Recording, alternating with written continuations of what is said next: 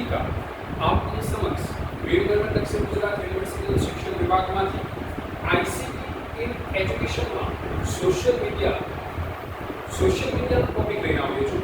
હવે સોશિયલ મીડિયામાં આપણે જોઈએ છીએ ઘણી બધી સાઇટ્સ છે, યુટ્યુબ છે, સોશિયલ નેટવર્કિંગ છે, બ્લોગ છે, માઇક્રો બ્લોગ છે. એવી જ રીતે આજે આપણે વિકી વિશે જોવાના છે. વિકી વિશે તમે સાંભળ્યું હશે, વિકીપીડિયા, એના પર તમે માહિતગાર છો. તો મિત્રો, આ એક સહયોગી વેબસાઇટ છે જેના દ્વારા વ્યક્તિ પોતાના વિચારોને ઓનલાઈન પ્લેટફોર્મ પર સોશિયલ મીડિયાના પ્લેટફોર્મ દ્વારા એને શેર કરી શકે છે. પણ આ જે વિકી છે એ વિકીની શરૂઆત ક્યારે થઈ? તો 1995ની અંદર એની શરૂઆત કરવામાં આવી. વિકી વોર્ડ કનિંઘહામ એની શરૂઆત કરનાર એના શોધક છે વિકી. એમના પર વિકી નામ પણ આપેલું છે, જે અમેરિકન થઈ ગયા.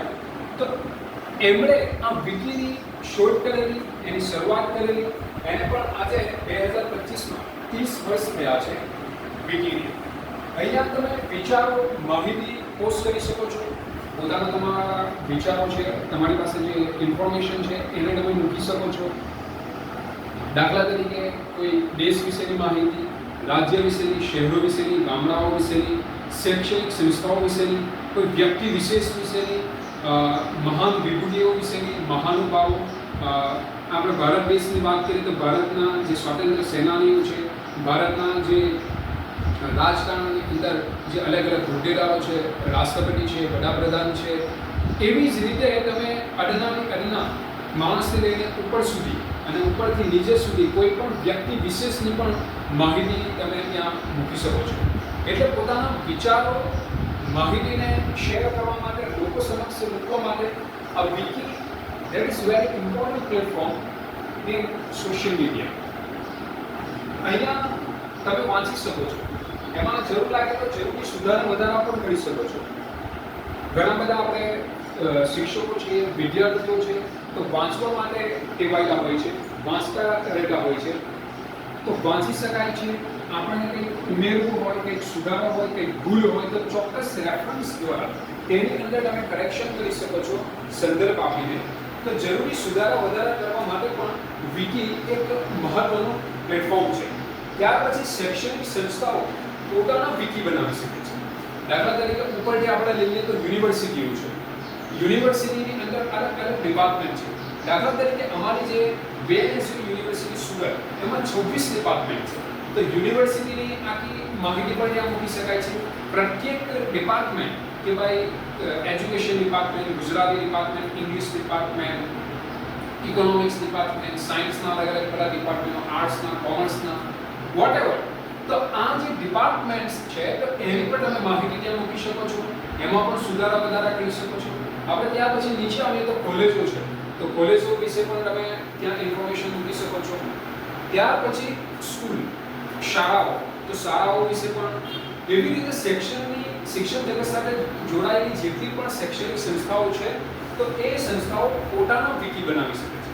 પોતાના વિકી બનાવીને પોતાના જે વિદ્યાર્થીઓ છે, વિદ્યાર્થીઓના પેરેન્ટ્સ છે, વાલીઓ છે, એમના સુધી પણ પોતાની શિક્ષણની બધી માહિતી તેઓ શેર કરી શકે છે.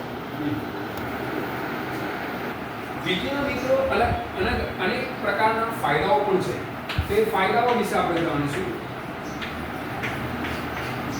કોઈ પણ સોશિયલ મીડિયા પર તો એના ફાયદા તો હોવાના જ. ફાયદા વગર તો કોઈ કામ કરતું નથી. તો આપણે એના જે ફાયદાઓ છે, લાભ છે, એના ઉપયોગિતા છે, એને ટૂંકમાં 1 by 1 લઈએ. તો ઇન્ટરનેટ ઉપર દરેક વ્યક્તિ માટે આ એક તદ્દન મફત છે. તો આ એક મોટો લાભ છે. આપણા પૈસા કે જે આર્થિક છે એનો કોઈ ખર્ચો કરવાનો નથી. આ એનો પહેલો ફાયદો છે કે મફત નિઃશુલ્ક તમને સેવા પૂરી પાડે છે. બીજો ફાયદો શું છે કે તમે તમારો જે રસનો વિષય છે, તમારો ઇન્ટરેસ્ટિંગ જે એરિયા છે એના ઉપર લખાણ લખી શકો છો અને અન્ય વ્યક્તિઓ માટે તેમાં જે માહિતી છે એ માહિતી પણ ઉમેરી શકો છો. બીજાની આપેલી ઇન્ફોર્મેશનમાં પણ યોગ્ય માહિતી ઉમેરીને તમે એનો ફાળો પણ આપી શકો છો. તો આ પણ એનો બીજો લાભ છે. એવી જ રીતે અન્ય વ્યક્તિઓ તેની અંદર સુધારા વધારા કરી શકશે. આગળ પણ મેં તમને થોડું કીધું હતું, એના ફાયદાની અંદર પણ આપણે એને લઈ શકીએ છીએ કે સુધારો કરી શકો છો, એની અંદર ઉમેરો પણ કરી શકો છો. અને આ બધાની એક સહિયારો એફર્ટ છે. બધા સહિયારા જાણે કે ભેગા થઈને કામ કરતા હોય એ રીતની એની સમીક્ષા થાય છે, એને પ્રોત્સાહન મળતું હોય છે અને સાહિત્યની ગુણવત્તાની અંદર પણ સુધારો લાવી શકે છે. જે લિટરેચરની અંદર સાહિત્યમાં જે ક્વોલિટી હોવી જોઈએ એ ક્વોલિટી બધા પોતપોતાનો સાચી સચોટ માહિતી સંદર્ભ દ્વારા રેફરન્સ દ્વારા મૂકીને એમાં ક્વોલિટી ડેવલપ કરી શકે છે. તો આપણે એક મહત્વનો ફાયદો છે.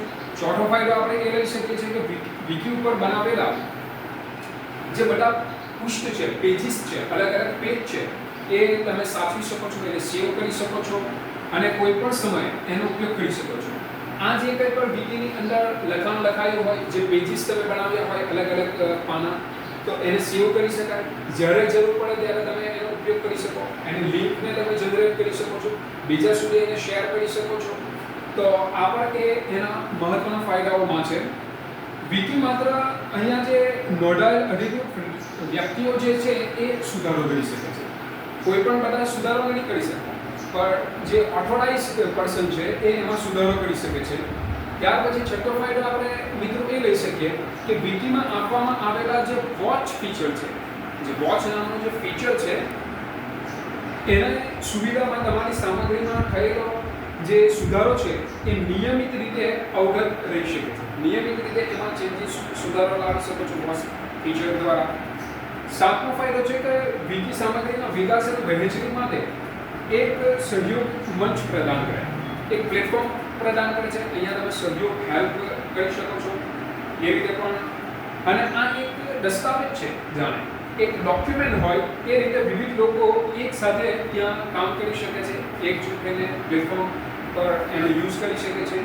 એવી રીતે આગળ વિકી તમારા વિષયને અનુરૂપ ઓનલાઈન જે ક્વિઝ છે, વિવિધ મૂલ્યાંકનની પ્રવૃત્તિઓ છે એનો પણ ઉમેરો કરી શકો છો.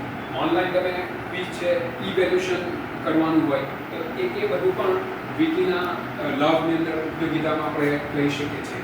અને છેલ્લો ફાયદો કે લાભ તો વિકીના પેજ ઉપર યુટ્યુબ છે, ત્યાર પછી સાઇટ શેર પ્રેઝન્ટેશન છે, ગૂગલ કેલેન્ડર છે, માઇન્ડ મેપ છે, આના જેવી સોફ્ટવેર યુટિલાઇઝ અને એપ્લિકેશન આ બધી એકત્રીકૃત કરી શકો છો. આ બધા સંદર્ભો અને જે રેફરન્સીસ છે તે પણ ત્યાં તમે મૂકી શકો છો. વિકીના ફાયદા જોયા તો સિક્કાની બીજી બાજુ એની મર્યાદાઓ તો હોવાની, તો આપણે એની કેટલીક મર્યાદાઓ પણ જોઈશું.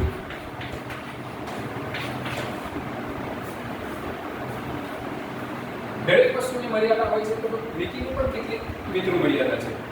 તો વિકી ઉપરની જે માહિતી છે એ 2 કે તેથી વધુ વ્યક્તિઓના સહયોગથી તૈયાર થાય. 2 અથવા 2 કરતાં વધારે વ્યક્તિઓનો જે એફર્ટ થાય છે, સહયોગ થાય છે ત્યારે તે તૈયાર થતી હોય છે.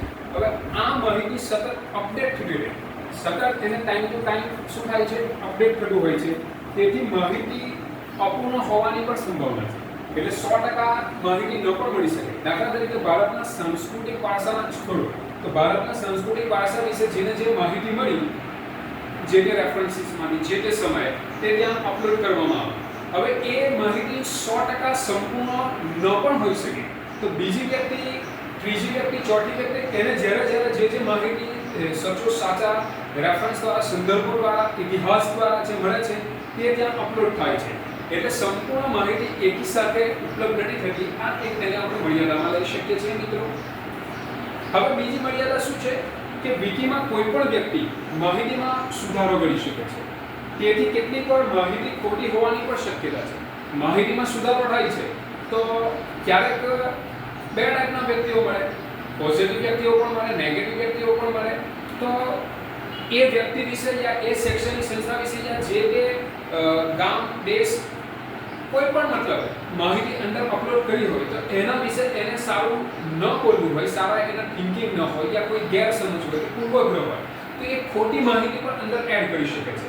તો આ એક એની ગંભીર એક મોટી મર્યાદામાં આપણે લઈ શકીએ છીએ. ત્યાર પછી ત્રીજી મર્યાદા કે શૈક્ષણિક સંસ્થાઓએ વિકીને સંપૂર્ણપણે માન્યતા આપી નથી.